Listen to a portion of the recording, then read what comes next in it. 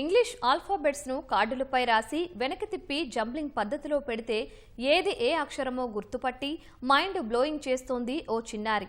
ఏ నుంచి జెడ్ వరకు ఉన్న దేశాలను తడుముకోకుండా చెప్పేస్తూ వాహ్వా అనిపిస్తోంది మరో బాలిక.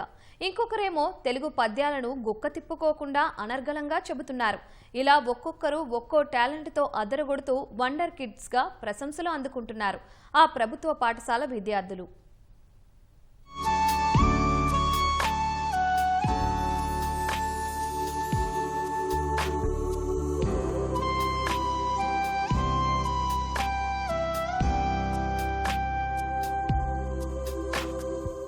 ఇక్కడ కనిపిస్తున్న విద్యార్థులు అనకాపల్లి జిల్లా పరవాడలోని బాపడుపాలెం మండల పరిషత్ ప్రాథమిక పాఠశాలలో చదువుతున్నారు. వీరందరిలోనూ ఒక్కో టాలెంట్ ఉంది. 1వ తరగతి చదువుతున్న ఆరాధ్య బెహ్రా చదువుతో పాటు ఆటపాటల్లోనూ భలే చురుకు. ఆరాధ్యకున్న జ్ఞాపక శక్తిని ఉపాధ్యాయుడు గంగాధర్ గుర్తించారు. చిన్నారికి మైండ్ మ్యాపింగ్ లో శిక్షణ ఇచ్చారు. ఆంగ్ల వర్ణమాలను కార్డులపై రాసి వెనక్కి తిప్పి బెంచీపై పెడితే ఏ అక్షరం ఏంటో వరుస క్రమంలో చూపిస్తుంది ఆరాధ్య. అలాగే 1 నుంచి 20 వరకు ఇదే విధంగా గుర్తిస్తూ అబ్బురపరుస్తోంది.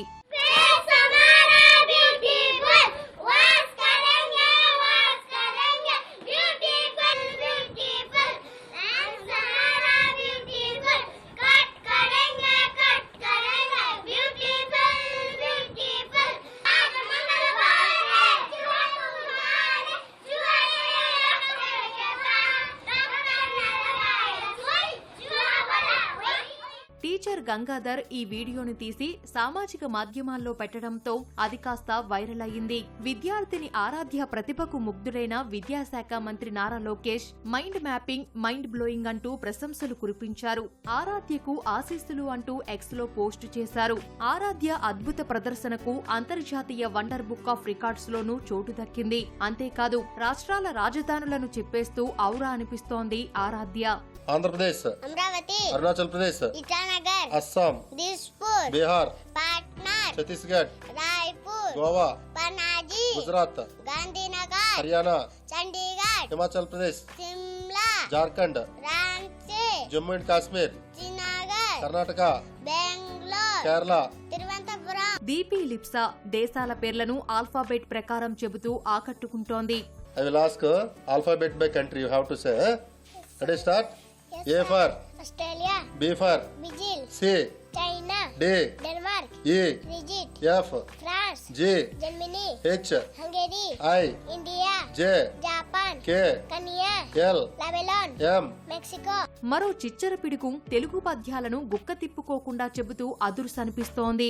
అన్నదానము గొప్పదానమే అనవచ్చు గాని అన్నంబు జాములో అరిగిపో.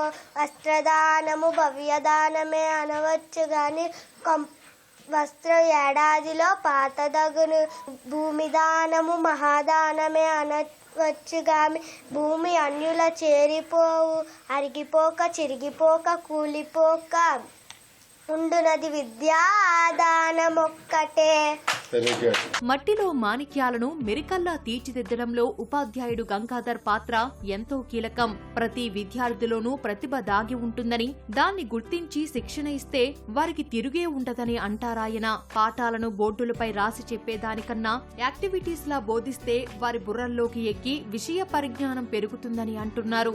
ఈ పాఠశాలలో మరి విద్యార్థులకు కృత్యాధార బోధన చేయడం ద్వారా మనకి తెలుగు అవ్వచ్చు, ఇంగ్లీష్ అవ్వచ్చు, గణితము, ఏదైనా సరే ఈవీఎస్, వీటిలో రకరకాల కృత్యాలను వాళ్ళ పాఠ్యాంశాలకు అనుగుణంగా మరలా పాఠ్యాంశాల్లో లేని విషయాలను కూడా కొన్ని సామాజిక పరమైనటువంటి బాధ్యతతో ఈ పిల్లలకు నేర్పడం వల్ల పిల్లల్లో ఆసక్తి పెరిగి యాక్టివిటీస్ ద్వారానే ఎక్కువగా బోధన చేస్తున్నామండి.